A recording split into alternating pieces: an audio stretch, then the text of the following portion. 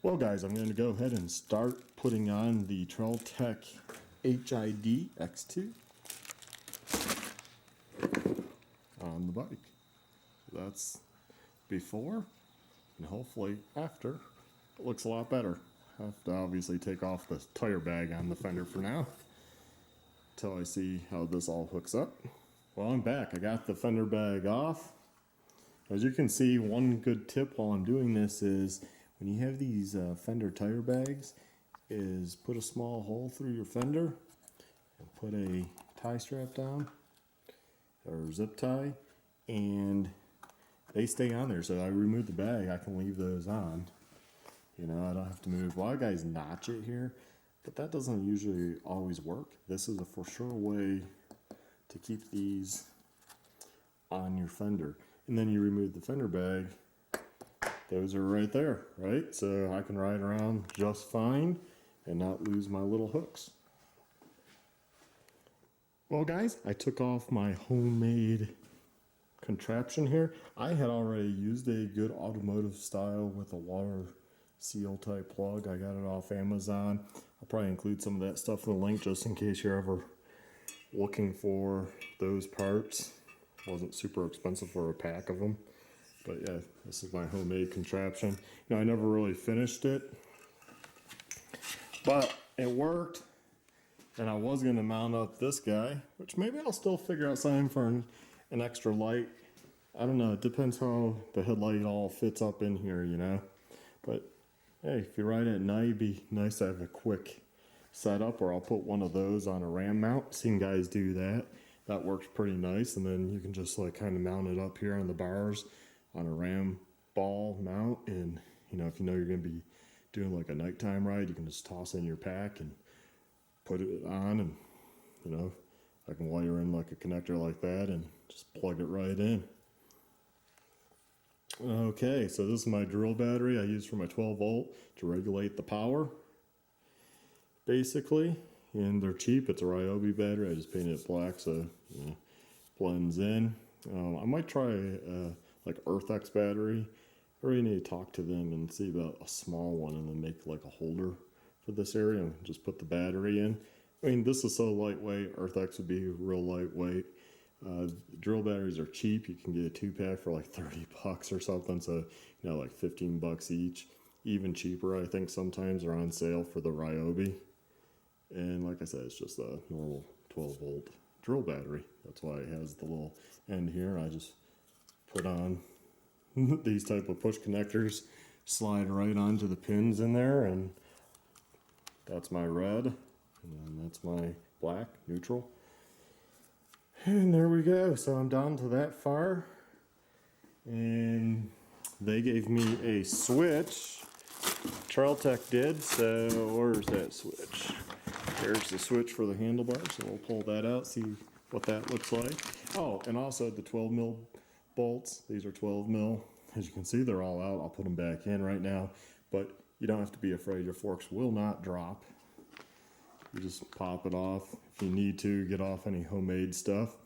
And I'll put those bolts back, tying them down, and you know, make sure my hose guide or my brake guideline is there, and also the light has one too, so that should probably slide like that. I probably should really pick up a new line. That one's original. It's seen its use, so we'll see. So I have here is the Trailtech line guide, and I was like, oh yeah, that's right. They gave one, so how's that going to go on? Do I really have to take apart the line? Like that would be awful. But no, let's see if I can get it here on camera because everything's dark. But you can spread it apart.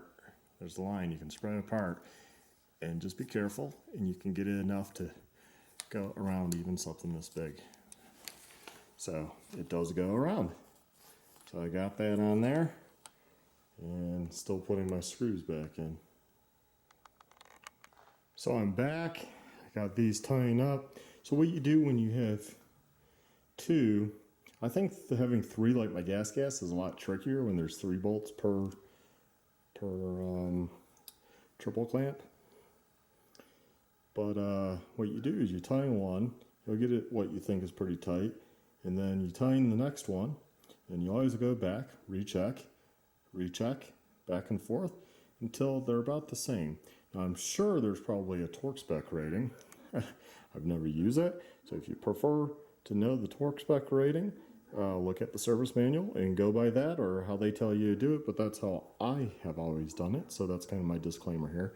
It's just my personal way of doing it, if there's a different way, but I just go back and forth, back and forth. When there's 3, like on my gas, you have to go across all of them, and it's funny because I lost one from each, because the tension is going to be loose always on kind of one, where there's 2, the likelihood of tension coming, one bolt taking the tension off another is pretty slim if you do it correctly by going back and forth until it's tight enough. Obviously you don't want to over tighten, and it's kind of one of those feel things that you get to know as you work on things. So that's how I do it. And now what I'm going to do is the switch can go at any point, but I'm going to see how this mount thing works. I might have to undo the fender here. It looks like that's perfect in alignment with those bolt holes. I think that slides under. And obviously adjust. And then the headlight sits on those 2 posts. So I will have to take a look here. So there's going to be some putting the headlight on, taking the headlight off, lining this up, and see how all that works. Probably looking at the directions would be helpful, but you know, who wants to look at directions? They slow you down.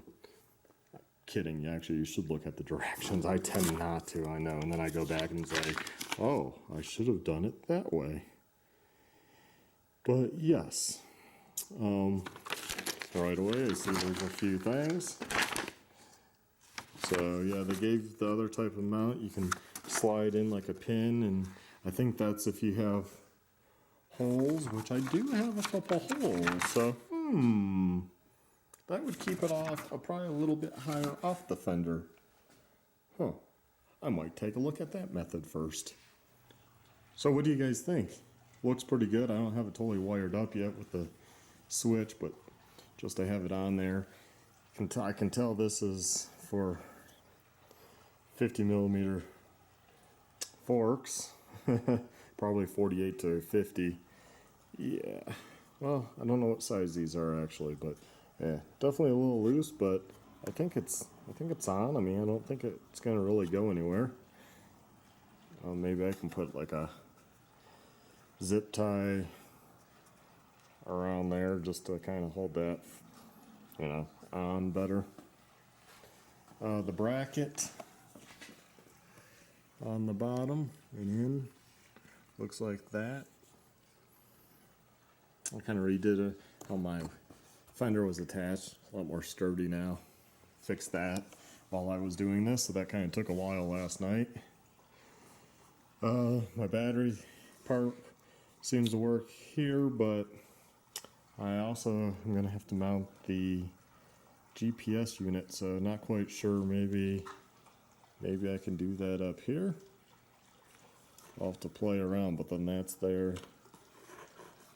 Not quite sure where I'll mount that. That's going to take a little figuring out exactly where I want that mounted. I don't know, maybe I can just mount it flush to here somehow.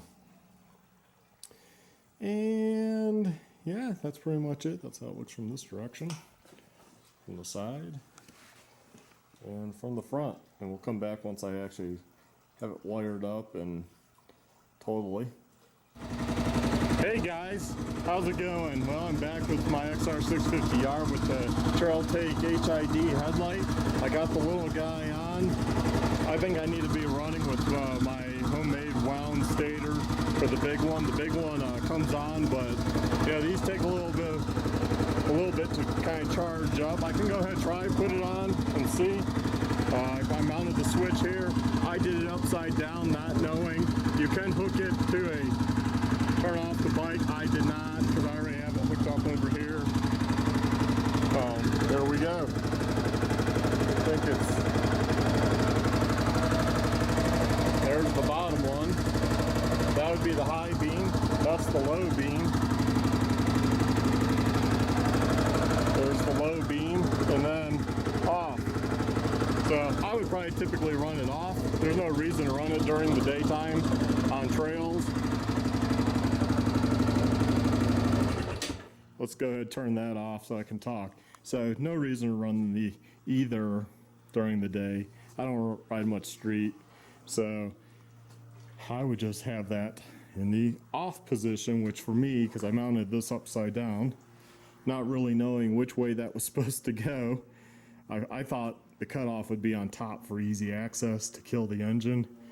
I guess it's supposed to be on the bottom.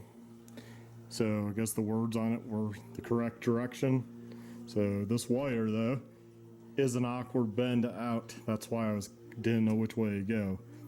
It'd be nice if that was a 90-degree bend. No reason to have a wire that comes out like that. You know, if that was molded, come out sideways, that would be awesome, guys. I'll probably just keep it like this.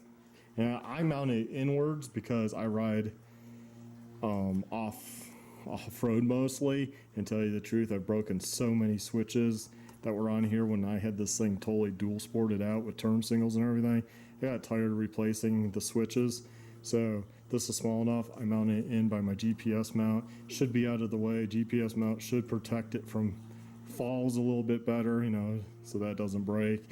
And that, you know, that just gets annoying. Trying to switch those when this big thing's broken, it's a little stub. That's a pain in the butt. So anyways, that's how I mount it. Feel free to do it however you want. So my off is up, low, high, which is fine by me. And as you can see, I haven't put the sticker on yet. Still have my battery here for now. And it's pretty tightly packed, but that's pretty secure. I mean, I really won't know until I ride it off-road whether or not there's enough room down in there for the guide, for the cable. You know, that's kind of one of those things. It is what it is. It would almost be nice if that was a, well, it can't be though. I was gonna say hard line up to here, but it has to flex in there. So yeah, I was thinking about buying a new one. Just, I'm sure that's the original. I've electrical taped this end a dozen times.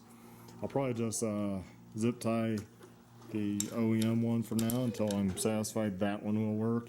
So I don't want to take this off. You know, I have to unbolt it, take it off, redo the brakes, which is easy, but just another step. I don't have to do it. I don't have to do it right now. Yeah, that's pretty much it. No really tricks or anything. It's pretty self-explanatory. And I just crimped on a couple bullet end connectors to the wire they gave me for the switch. So I would recommend getting the switch with this. Then it's real self-explanatory. You'll have extra wires because there's, like I said, it will do the engine CDI cutoff. So you can make that your kill. I could get rid of the one over there, but I already have the highway dirt bikes set up. It works. I know the routine. One of those things, it doesn't matter to me because I'd still have the switch here because the bottom one is my GPS over here. And then that's what these LEDs mean. Green means if I have a flicker when I do the kickstart, it means I have that guy, the red one, in the correct position and the CDI has power. This just means the GPS is on and can run through the battery here. I do have the Trail Tech, which regular rectifier that times out. That's hidden up under there, and that times out. So when I shut off the bike and I have the headlight on, it's going to time out anyways. So if I just make sure it's off. These do, they say HID run real hot. Man, that runs hot. Just the little bit I had on, that glass is still smoking. I'm guessing that's why it's so well insulated in the back with their housing.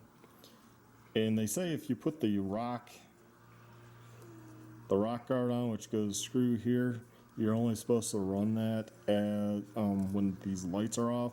Otherwise, the heat buildup will reduce the life of these lights. And I don't know if you can just buy the bulbs from Trailtech or how that exactly works, or you're better off just buying a whole new unit. So remember, this is HID, not LED. Yeah, so it's going to take a high watt stator too. Mine, like I said, my brother-in-law wound it for me when he had his XR. He sat there and bought stator wire, rewound all the poles. So I'm producing a lot more than stock. No idea how much. It seems to be running the little guy. I'll find out if it heats up the big guy enough to, work. But yeah, it seems like just that one's going to be pretty bright. And then, like I said, this is high beam. So yeah, there we have it. That's my XR650R with the Trailtech XD HID headlight. And with the switch, coming later will be the Voyager and the protector and all that and how I mount it on. And I'll also give an update later on how that's all working out with the routing and stuff. So, hey guys, thanks for watching. Please like, subscribe, and check out my other videos.